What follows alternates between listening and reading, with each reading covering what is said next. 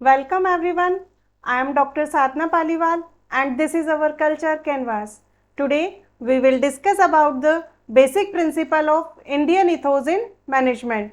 Before starting, मेरी आप सभी से रिक्वेस्ट है कि अगर आपने अभी तक मेरे इस चैनल को सब्सक्राइब नहीं किया है तो प्लीज़ चैनल को सब्सक्राइब करें और वीडियो को लाइक करें. So let's start.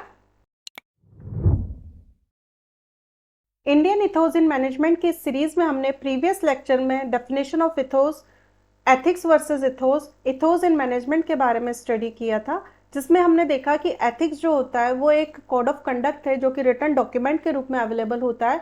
वहीं इथोस जो है वो एक मॉरल बिहेवियर है जो कि हमारे Indian philosophy like Ramayana, Mahabharata, Bhagavad Gita, Veda, Purana, Upanishad पर बेस्ड है. अब इसी में आगे हम आज डिस्कस करेंगे basic principles of Indian ethos for management. So first is divinity of human being, यानी कि मनुष्य की दिव्यता. ये जो प्रिंसिपल है ये इस थॉट में बिलीव करता है कि हर एक इंडिविजुअल पर्सन के अंदर अपनी कुछ पोटेंशियल पावर होती है और एक डिवाइन स्पार्क होता है. उसके अंदर हर इंडिविजुअल पर्सन के अंदर एक टैलेंट छुपा होता है. ठीक है, तो एज अ ऑर्गेनाइजेशन या फिर एज अ मैनेजर ऑफ किसी भी ऑर्गेनाइजेशन के मैनेजर के रूप में हमारी ये रिस्पॉन्सिबिलिटी बनती है कि हम अपने एम्प्लॉय हर उस इंडिविजुअल पर्सन के लर्निंग पर, उसके डेवलपमेंट पर, उसकी नरिशिंग पर फोकस करें, ना कि उसको मैनेज करने में. उसको एक ऐसा एनवायरनमेंट प्रोवाइड किया जाए, एक पॉजिटिव एनवायरनमेंट प्रोवाइड किया जाए जिसके के थ्रू वो अपना सेल्फ डेवलपमेंट कर सके और अपने टैलेंट और अपनी एनर्जी का यूज़ करके वो अपने स्किल में परफेक्शन गेन कर सके. क्योंकि जब एज अ एम्प्लॉय वो अपनी स्किल में परफेक्शन गेन करेगा तो उसका जो आउटकम रिजल्ट मिलेगा, वो उसका जो बेनिफिट होगा वो उस ऑर्गेनाइजेशन को और उसी के साथ में हमारी सोसाइटी को उसका बेनिफिट मिलेगा. ठीक है, फॉर एग्जांपल हम देखते हैं कि सुंदर पिचई ने जब गूगल ज्वाइन किया एज अ सीईओ के रूप में, तो वहाँ उनके जो फाउंडर थे उन्होंने उनको कुछ राइट्स प्रोवाइड किए और उसमें उन्होंने उनको सेल्फ डिसीजन का पावर दिया कि आप अपनी टैलेंट और अपनी थॉट बेस के थ्रू आप अपना सेल्फ डिसीजन लीजिए और उसके थ्रू जो बेस्ट हो सकता है वो आप काम करिए. तो फाइनली हम देखते हैं कि सुंदर पिचई ने अपने टैलेंट, अपनी एनर्जी, अपने पोटेंशियल के बेस पर उन्होंने अपने वर्क में उन्होंने परफेक्शन गेन किया और उन्होंने गूगल को एक हाई पीक पर उन्होंने आज पहुंचा दिया है. ठीक है, नेक्स्ट इज कर्म योगा.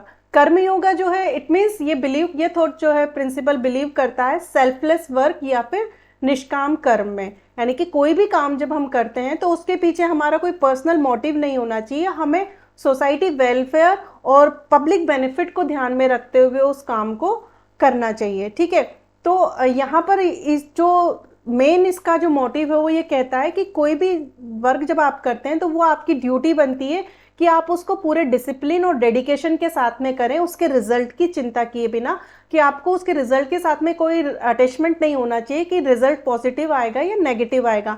इस थॉट को साइड में रख के आपको सिर्फ इस चीज़ पर फोकस करना चाहिए कि हमारे इस काम से सोसाइटी को क्या बेनिफिट मिलेगा, लोगों को इससे क्या हेल्प मिल सकती है.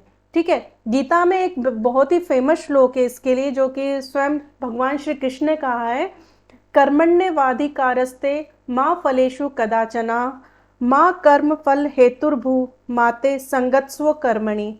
इट मीन्स श्री कृष्ण कहते हैं कि एज अ इंडिविजुअल पर्सन आपको सिर्फ अपने कर्म पर ध्यान देना चाहिए, उसका रिजल्ट क्या होगा आपके को इसके बारे में चिंता नहीं करनी चाहिए, और उसका पॉजिटिव रिजल्ट मिलेगा या नहीं ये सोच करके आप कर्म ना करें, ये चीज़ भी गलत है. ठीक है, तो हमें सिर्फ इस चीज़ पर फोकस करना चाहिए कि हमें क्या काम करना है और उसको कैसे करना है. ठीक है, तो जब हम इस थॉट के साथ में करते हैं कि हमारे इस काम से सोसाइटी को क्या बेनिफिट होगा, तो उससे हमें सेल्फ सेटिस्फेक्शन भी मिलता है. फॉर एग्जाम्पल मान लीजिए कि एज अ ऑर्गेनाइजेशन में कई सारे प्रोजेक्ट आते हैं, तो कोई भी जब हम प्रोजेक्ट करते हैं तो उसका हम एक आउटलाइन तैयार करते हैं कि हमें इसको स्टेप बाय स्टेप इस टाइप से करना है और इसका जो फाइनल रिजल्ट आना चाहिए वो इसका आउटकम होना चाहिए.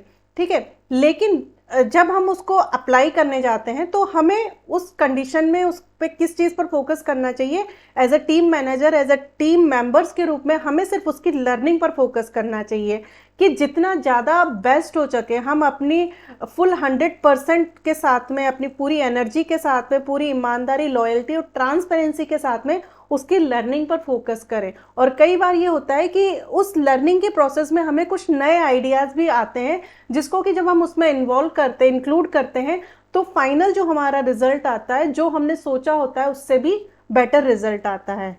तो इट मीन्स कि कोई भी टास्क जब हम करते हैं तो हमें सिर्फ उसके कर्म करने पर ध्यान देना चाहिए, ना कि उसके फाइनल रिजल्ट को सोच करके कि अगर ये पॉजिटिव आया तो क्या होगा, नेगेटिव आया तो क्या होगा। उस थॉट प्रोसेस को नहीं करना चाहिए, क्योंकि कई बार जब हम हमारा 100% देते हैं तो फाइनल रिजल्ट जो होता है वो बहुत ही बेस्ट निकल के आता है और उससे सोसाइटी को भी बेनिफिट होता है। नेक्स्ट इज योग कर्मासु कौशलम। It means skill in action is yoga, यानी कि आपके काम में आपका परफेक्शन ही क्या है, योग है। तो ये जो थॉट है ये भी इसी चीज में बिलीव करता है कि कोई भी काम जब हम करते हैं पूरे डिवोशन के साथ में करना चाहिए, अब सेल्फ मोटिवेशन के साथ में करना चाहिए, सेल्फ डेवलपमेंट के साथ में करना चाहिए। जब हम अपना 100% देते हुए फुल्ली ट्रांसपेरेंसी और लॉयल्टी के साथ में कोई भी काम करते हैं तो उस वर्क में हमें क्या मिलता है, परफेक्शन मिलता है। उसका हमें जो रिजल्ट आउटकम मिलता है वो बेटर रिजल्ट मिलता है, पॉजिटिव रिजल्ट निकल के सामने आता है। इसके लिए भी मैं एक श्लोक के थ्रू इसको एक्सप्लेन करना चाहूंगी। यादिशी भावना यस्या सिद्धि भवति त्रदृशी। It means as we think so we succeed and so we become, कि जैसा आप सोचोगे वैसे ही आप बनोगे और वैसे ही आपको सक्सेस मिलेगी। जैसे हम कहते हैं ना, जाकी रही भावना जैसी प्रभु मूरत देखी तह वैसी। ठीक है, किसी ने श्री कृष्ण को बाल रूप में देखा, ठीक है, किसी ने उन्हें एक योद्धा के रूप में देखा। तो आप जैसी आपकी थिंकिंग प्रोसेस है आप उसी सोच के साथ में उनको देखोगे।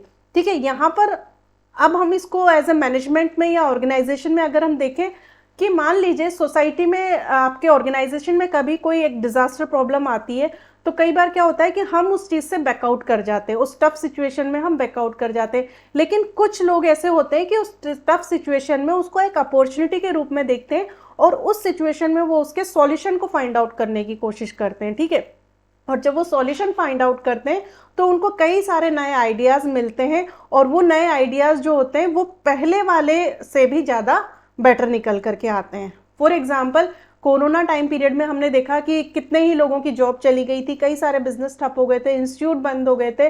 तो कुछ लोगों ने तो बैकआउट कर लिया, ठीक है, लेकिन कुछ लोगों ने उस पैंडेमिक सिचुएशन में भी बैकआउट नहीं किया और अपने सेल्फ कॉन्फिडेंस के साथ में उन्होंने कुछ नए आइडियाज़ जनरेट किए। फॉर एग्जाम्पल, हम देखते हैं कि ऑनलाइन प्लेटफॉर्म शुरू हुआ, लोगों ने अपने ऑनलाइन क्लासेस लेना शुरू किया। ठीक है, तो ये क्या हुआ, अपने स्टार्टअप शुरू किए उन्होंने, ऑनलाइन स्टार्टअप शुरू किए। तो ये क्या है, एक आपका एक आइडियोलॉजी है कि हम कैसे, हमने उस सिचुएशन में कोई एक अपॉर्चुनिटी के रूप में हमने उसको कैसे देखा और उसका हमारा आउटकम जो रिजल्ट है वो कैसे आया।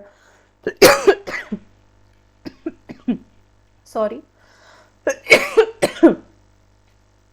Next is holistic approach. ये जो थॉट है ये यूनिटी में बिलीव करता है, unity between the divine, divine means knowledge, wisdom and power, plus individual self and the universe. यानी कि कोई भी जब हम काम करें तो पूरी एनर्जी के साथ में, जिसमें हम हमारा फुल हमारी जो नॉलेज है, हमारे जो विजडम और पावर है उसको यूज़ करें, इंडिविजुअल सेल्फ प्योरिटी के साथ में, ट्रांसपेरेंसी के साथ में, और यूनिवर्स। जब ये तीनों पावर्स मिलकर के एक साथ होती हैं तो उस कंडीशन में क्या होता है कि आपको हमेशा पॉजिटिव रिजल्ट मिलता है। जैसा हम कहते हैं ना कि अगर आप पूरी ईमानदारी और पूरी शिद्दत के साथ में किसी भी काम को करते हैं तो उसका जो रिजल्ट होगा वो हमेशा आपको पॉजिटिव ही मिलेगा। ठीक है, तो ये जो थॉट है ये बेसिकली आपके स्पिरिचुअल प्रिंसिपल, मेंटल और मटेरियल एस्पेक्ट पर बेस्ड है। कि जब आप स्पिरिचुअलिटी यानी कि बहुत ही शांति के साथ में जब हम डिवाइन और स्पिरिचुअलिटी से कनेक्ट होते हैं तो हमारे अंदर एक पॉजिटिव एनर्जी आती है और वो पॉजिटिव एनर्जी जो होती है वो डायरेक्टली हमारे ब्रेन को इंडिकेट करती है और हमें कई सारे नए आइडियाज़ जनरेट होते हैं। ठीक है, तो उसका जो रिजल्ट मिलता है वो हमें हमारे वर्क में मिलता है और हमें उससे क्या होगा कि जो भी हम काम करते हैं वो हमारा 100% निकल के उसका रिजल्ट आता है। और जब हम पूरी ईमानदारी और डिग्निटी के साथ में उस काम को करते हैं तो उससे हमें हैप्पीनेस मिलती है और प्रॉस्पेरिटी मिलती है, सेल्फ सेटिस्फेक्शन मिलता है कि हमने पूरी लॉयल्टी के साथ में अपने उस वर्क को अचीव किया।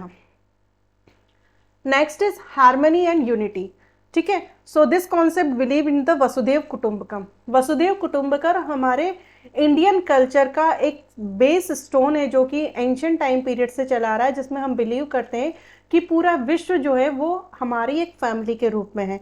तो इस थॉट को जब हम as a organisation, as a management में अप्लाई करते हैं तो इसका रिजल्ट जो होता है वो क्या होता है, पॉजिटिव रिजल्ट होता है। फॉर एग्जांपल, जैसे कि ये जो थॉट है ये प्रमोट करता है कि कोई भी ऑर्गेनाइजेशन जो हो वो एज अ टीम वर्क के रूप में वर्क करे, कॉपरेशन के साथ में, कलेक्टिव अप्रोच के साथ में वर्क करे, प्लस सोशल वेलफेयर को ध्यान में रखते हुए और प्रॉस्पेरिटी को ध्यान में रखते हुए वो काम करे कि हमारा जो भी हम वर्क कर रहे हैं या कोई भी हमने जो बिजनेस सेट किया है उसके पीछे हमारा सिर्फ मोटिव ये नहीं होता चाहिए कि उससे हमें पर्सनल बेनिफिट मिले, इवन उसके पीछे हमारा मोटिव ये होना चाहिए कि उस वर्क से सोसाइटी को क्या बेनिफिट मिल रहा है, प्लस हमारे जो एम्प्लॉयज़ हैं उनको क्या बेनिफिट मिल रहा है, ठीक है। तो जब हम इस थॉट के साथ में उस काम को करते हैं तो उस कंडीशन में हमारे ऑर्गेनाइजेशन के और हमारे वर्क के सक्सेस रेट जो होते हैं वो ऑटोमेटिकली इंक्रीज हो जाते हैं। और जब एज अ ऑर्गेनाइजेशन हम हमारी टीम को एज अ फैमिली वर्क के रूप में ट्रीट करते हैं, सब लोग मिलजुल करके काम करते हैं,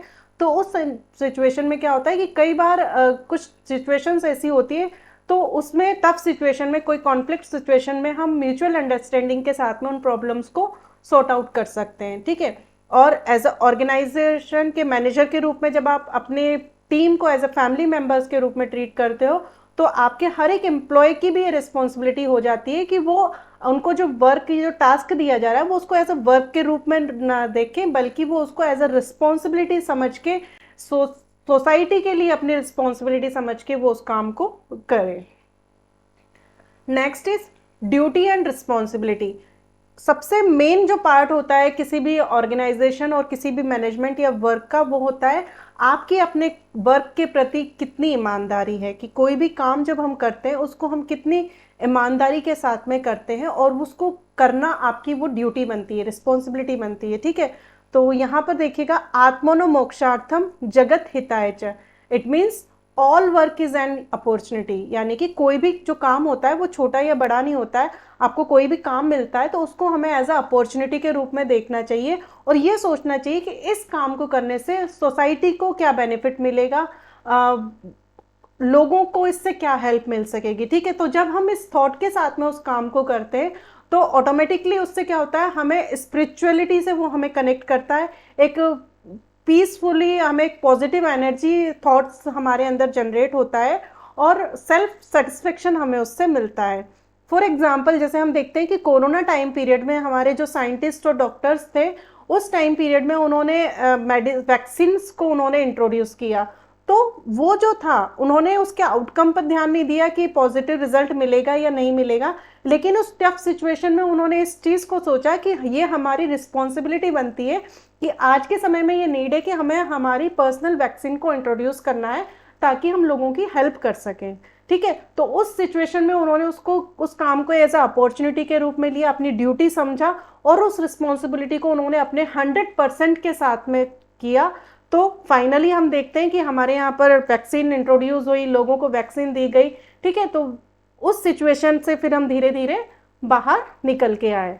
एंड द नेक्स्ट इज धर्मो रक्षति रक्षितः।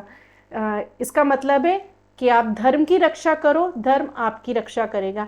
लेकिन यहाँ पर हम धर्म को एक पर्टिकुलर अपने रिलीजन से रिलेट नहीं करेंगे, यहाँ पर हम इसको एज अ मैनेजमेंट के रूप में देखेंगे कि कोई भी ऑर्गेनाइजेशन या इंडिविजुअल पर्सन जब अपने किसी भी टास्क को अपने एथिकल वैल्यूज, अपने प्रिंसिपल और अपने राइटनेस कंडक्ट यानी कि धर्म के साथ में उस काम को करता है, तो उसके जो वैल्यूज और प्रिंसिपल्स होते हैं वो ऑटोमेटिकली अल्टीमेटली उसको सिक्योरिटी प्रोवाइड करते हैं, सक्सेस प्रोवाइड करते हैं और स्टेबिलिटी देते हैं, ठीक है। तो यानी कि अगर आप ट्रांसपेरेंसी के साथ में और लॉयल्टी के साथ में अपना काम करते हैं तो वो आपको लॉन्ग टर्म बेनिफिट देंगे, सोसाइटी में आपकी एक गुडविल सेट होगी, आपको तुरंत में उसका बेनिफिट भले ही ना मिलेगा लेकिन एक लॉन्ग टाइम पीरियड के बाद में आपको उसके बेनिफिट्स नजर आएंगे और वो आपको एक लॉन्ग टर्म स्टेबिलिटी प्रोवाइड करता है।